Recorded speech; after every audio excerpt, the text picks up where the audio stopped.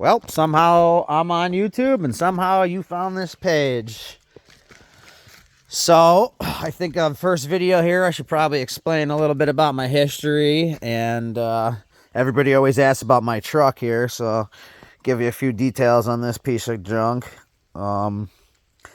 Basically, my name's Cody. I run Cody's Parts Emporium, which it's been running for about 12 years now. I part out XJs and MJs, but in the last 4 or 5 years, I've only been doing just Comanche specifically. I've owned 102 to date. That's truck 101 right there that I just got in. And this is truck number 2 that I've owned since the beginning pretty much.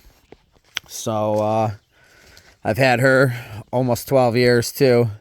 Truck number 1 I got from my buddy Mike Perry, who passed away. But I basically knew what I was looking for. He was a used car salesman. Had a little garage in the town I was in, and I told him, I'm looking for one of these Comanches, and he got me the biggest piece of shit Bondo rot box you ever seen. I mean, this thing had inches of Bondo on it. But it didn't even run good either, to be honest with you. But I ended up driving that truck for quite a while, but I knew I didn't want to waste the money lifting it and all that. So this is where truck number 2 came in. I got this one from my good friend Russell Wright, who's a big, long-time Comanche guy. He's in Florida now, but used to be up in Connecticut with me. He's probably owned at least a dozen of these things, so he owned more than me for quite a while. But yeah, I got this truck for $777. Was a 2-wheel drive from Virginia with clean title. Russell was getting divorced, so he needed the money. He had already done the 91-92 high output swap. So it's got a 91-92 true Comanche harness in it. The engine's a 95. The trans is a 95, I believe. And yeah, so I got it mid-conversion. Most of the 4-wheel drive stuff was done to it. But I ended up taking everything I had off of Cherokee. So I guess we'll start back a little bit back. I got into Jeeps because I bought a Grand Cherokee and took it off-roading. Broke it down in the woods, and it sat there for 3 months. We got 3 feet of snow that winter, and I couldn't get it out.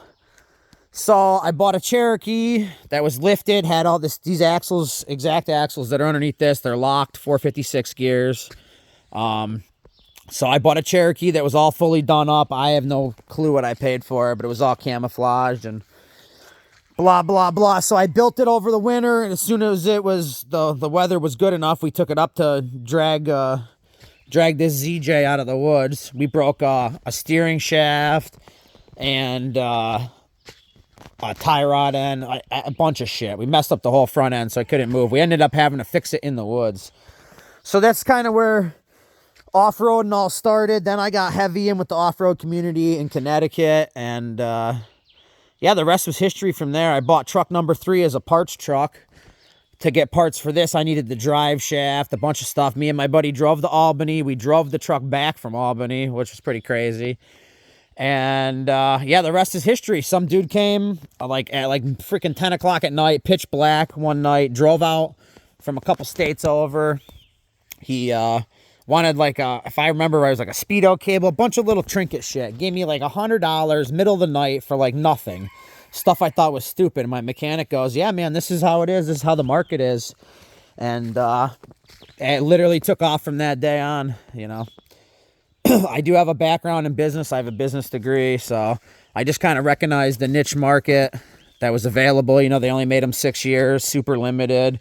Pretty damn desirable. The Cherokees were getting super popular, so obviously the Comanche is going to follow because it's even like a rarer option. So, and that's it. That's how the business pretty much started. I was still working on the side and just doing this on the side forever. I did a lot of my business was cash sales, local, because I was in with the off-road community. So we'd go out every weekend. Somebody would break an axle, we'd give them a new axle, or I'd fix their front end. I had a tire machine. I was mounting everybody's 35s for a while, and everything was all pretty much local for a while till I moved up north here when I really had to start shipping stuff. I used to ship back in the day, but not as often and not as well. So A lot of customers back in the day used to drive right up, hours away. Mr. Barrett would come up hours away. I had a dude buy a roll bar in his Mini Cooper from Vermont. He came from hours away. There goes the dog barking off or something.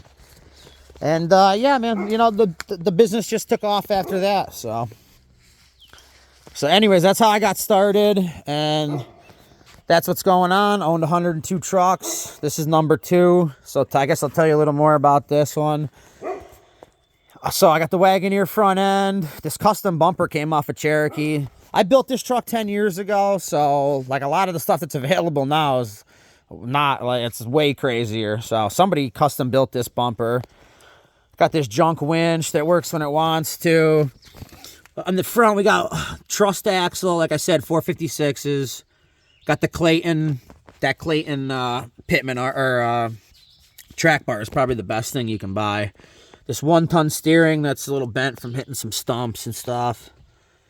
The truck's currently struggling because snapped the distributor teeth right off on the cam gear, and there's some oil pump damage. We just got it retimed and running last weekend, and then now I have no oil pressure, so the oil pump's got to be toast. And I ran it for quite a while with no oil, so we'll see how good this engine is. I do have a spare, but I am not a mechanic. I can be, but I don't want to be. So that's how that goes. Anyways, we're on 35s, 456 gears, locked front and rear, full skid plates. The front one's off right now. I got the Rusty's oil pan skid plate. I got custom shafts made, so they're thicker. This steering box brace support has saved me multiple times. I've sheared these bolts off in the woods before, and the steering box was coming on the same motor too. It was coming and hitting the harmonic balancer and scraping it all up, shooting sparks out. And the only thing that held it in place was that thing for me to get out of the woods. It was crazy. Done a lot of, that's the same night I dented this in, actually.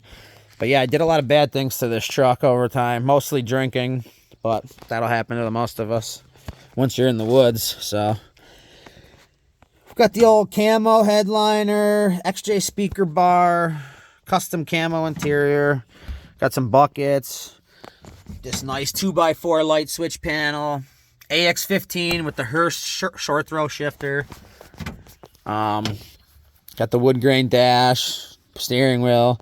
You know, I've been adding stuff to this as I go over the years. I had a nice visor on it, but I took that off and sold it because UPS smashed one of my customers, and I didn't really have a way to either refund them or find another one, so I sent them mine.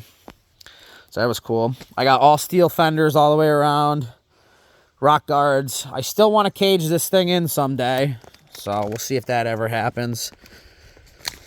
Custom back bumper, custom tail light housings, which these are real nice. Just weld them in, send it. Sick of breaking tail lights. Pretty much done with this Wagoneer header, because every time you hit something, it costs you $200 to fix. But yeah, I got a 8 1/4 in the rear. That's also trussed.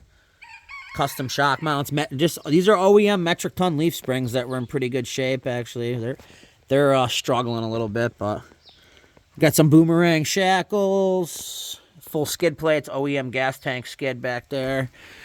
Like I said, I got a Rusty's T-case and transmission skid, so she's fully skidded. She's actually still not really rotted out at all, to be honest with you. The rockers, cab corners are still pretty good. Just lots of dents. The floors are taking a beating. These tube doors and then this hood with these crazy LeBaron hood vents is just soaking up water, so everything's just getting rained on for the last 2 years, sitting in place. Yeah, that's about it. Pretty sad day. I try to get her going. This floor is completely trashed, so needs a little work. Anybody wants to come to Maine and work for parts, wants to work on this truck, let me know. I got to do an oil pump and swap an engine and this and that, so I guess I'll just tell you a little bit what's done with the engine, and then we'll wrap this thing up. But I got a Jet 2 chip in there. I believe it's a pace setter header. board throttle body with the spacer, the K&N intake, which I do. I can kind of hook my snorkel up and not hook it up and whatever. We got some custom duct tape on the couple deletes here, custom deletes. Yeah, she needs a little help. I got the upgraded injectors, air cooler or flow cooler, water pump. You know, pretty much everything you could bolt onto the engine, I got bolted on. It doesn't really, it's not bored out or stroked or any of that, but. Well, here comes the rain up here in northern Maine. So this will be the first video. Just everybody asks about my truck, what's done to it. People probably want to know a little bit about me if you don't know about me. And yeah, I'm going to start doing some videos on how to take apart these trucks. As soon as the next truck comes in, I'm going to try to do a start to finish video, and then separate items. I'll show you how to take them off. People ask me nonstop, and it'd be cool to just send them the video link instead of having to type an essay every time, which I don't mind because I do this 24/7, and it is what it is. It's part of the business, and that's what you got to do to make money.